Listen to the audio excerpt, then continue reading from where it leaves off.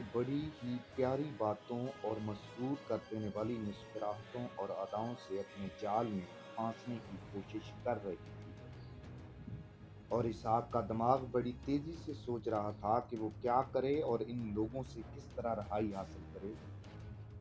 اس نے میرینا سے پوچھا کہ اس قافلے میں کتنے آدمی ہیں؟ مرینا نے بتا دیا، کچھ اور باتیں پوچھیں اور کہا چلو مجھے گھوڑا دو۔ وہ باہر نکل گیا۔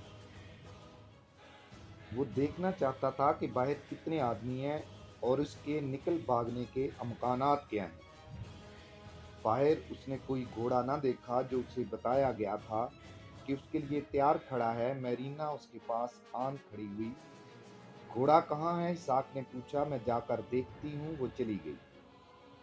تم ٹھیک کہتے ہو، میرینا نے اپنے سربراہ کو جا کر بتایا۔ یہ شخص پتھر ہے، وہ گھوڑے کے سوا کوئی بات نہیں کرتا، ہم جو پوچھتے ہیں اس کا نام نہیں لینے دیتا۔ اسے کوئی شک تو نہیں ہوا؟ ابھی نہیں، میرینا نے جواب دیا، لیکن وہ بتائے گا کچھ بھی نہیں۔ اس کا مطلب یہ ہے کہ تم ناکام ہو گئی ہو۔ انہیں معلوم نہیں تھا کہ باربرا نے ان سے انتقام لیا ہے اور اس نے یہ ثابت کر دیا ہے کہ میرینا کوئی جادوگرنی نہیں جو ناممکن کام بھی کر دکھائے۔ وہ تو یہ بھی سوچ رہی تھی کہ سلطان ایوبی کے اس جاسوس کو وہاں سے بھاگ جانے میں مدد دے، لیکن یہ ممکن نظر نہیں آتا تھا۔ اسحاق پھر خیمے سے نکل گیا۔ اس نے میرینا اور اس کے سربراہ کو دیکھ لیا، وہ دور کھڑے باتیں کر رہے تھے۔ وہ ان کی طرف دوڑا گیا اور پوچھا کہ گھوڑا کہاں ہے؟ کہیں بھی نہیں، سربراہ نے بالکل ہی بدلے ہوئے لہجے میں کہا، تم کہیں بھی نہیں جا سکو گے۔ اسحاق نے اپنی کمر پر ہاتھ رکھا، وہاں نہ تلوار تھی نہ خنجر۔ اس نے ان لوگوں کی اصلیت جان لینے کے باوجود کہا، میں حیران ہوں، تم مسلمان ہوتے ہوئے میرے راستے میں آ رہے ہو۔ اگر ہم سے عزت کرانا چاہتے ہو تو بتا دو کہ اپنے سلطان کے لیے کیا پیغام لے کر جا رہے ہو، سربراہ نے پوچھا۔ صرف اتنا سا پیغام ہے کہ ہمارے ایک امیر عز الدین نے نور الدین زنگی کی بیوہ کے ساتھ شادی کر لی ہے، اسحاق نے کہا۔ یہ خبر پرانی ہو گئی ہے، سربراہ نے کہا، تمہارا سلطان 2 ماہ گزرے یہ خبر سن چکا ہے اور وہ اپنی فوج کو شام میں لڑانے کے لیے تیار کر رہا ہے۔ صحیح بات بتاؤ۔ کیا تم صحیح بات بتا دیا کرتے ہو؟ اسحاق ترک نے پوچھا۔ تمہیں صحیح بات بتانی ہوگی، سربراہ نے کہا، اور تمہیں ہمارے ساتھ چلنا ہوگا۔ تم نہتے ہو؟ نہتے نہ بھی ہوتے تو اتنے آدمیوں سے نہ لڑ سکتے۔ سنو دوست، میں تمہارے زندہ رہنے اور شہزادوں کی طرح زندہ رہنے کی ایک صورت پیدا کر سکتا ہوں۔ میری تجویز منظور کر لو، ہمارے ساتھ چلو، ہمارے لیے یہی کام کرو جو سلطان ایوبی کے لیے کر رہے ہو، اور زرد و جواہرات میں کھیلو۔ اس نے میرینا کی طرف اشارہ کر کے کہا، اس قسم کی لڑکیاں تمہاری خدمت کے لیے حاضر رہا کریں گی، کیوں صحراؤں میں مارے مارے پھر رہے ہو؟ میں سلیب کے لیے کام کروں؟ نہیں کرو گے، تم ہمارے کسی تہ خانے میں بند ہو جاؤ گے۔ سربراہ نے کہا، وہ ایسا جہنم ہوگا کہ نہ مرو گے نہ زندہ رہو گے۔ تم اس سزا کا تصور بھی نہیں کر سکتے، تصور بھی ہولناک ہے۔ سوچ لو اور ہمارے ساتھ چلو، تم واپس تو نہیں جا سکو گے۔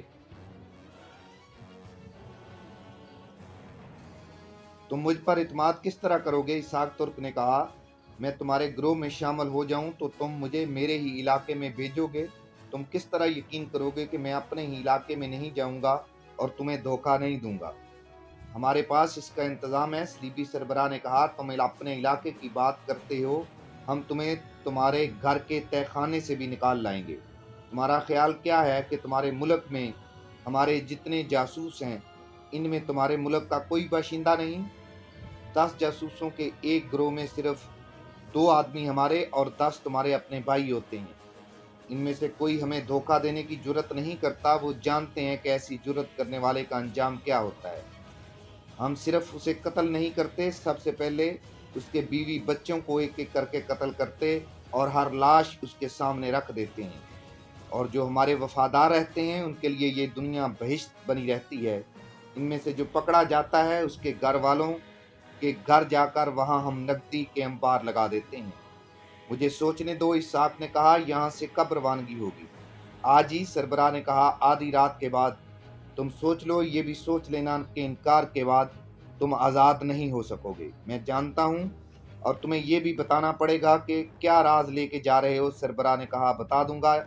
इसहाक ने जवाब दिया, मेरा ज़हन बहुत हद तक आमादा हो गया है, जाओ अभी आराम करो। सरबराह ने कहा। इसहाक तुर्क खेमे की तरफ चल पड़ा।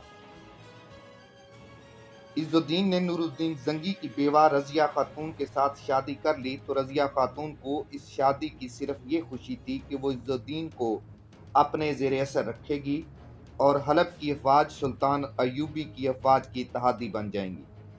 खाना जंगी में मुसलमानों की फौजों की बड़ी ही आमद नफरी मारी गई थी। इतनी ज़्यादा जंगी कुव्वत ज़ाया हुई तो सलीबियों को सरजमीन अरब से निकालने में मुश्किल पेश हो रही थी और फ़लस्तीन को आज़ाद नहीं कराया जा सकता था। रज़िया खातून को तवक्को थी कि इज़्ज़ुद्दीन उसे अपना मुशीर बना लेगा, मगर शादी के पहले रोज़ जब रज़िया खातून ने उसके साथ इस किस्म की बातें की तो उसने देखा इज़्ज़ुद्दीन कोई दिलचस्पी नहीं ले रहा। इसके अंदाज में उकताहट थी। वो उस कमरे में सोया भी नहीं, महल के किसी और कमरे में चला गया।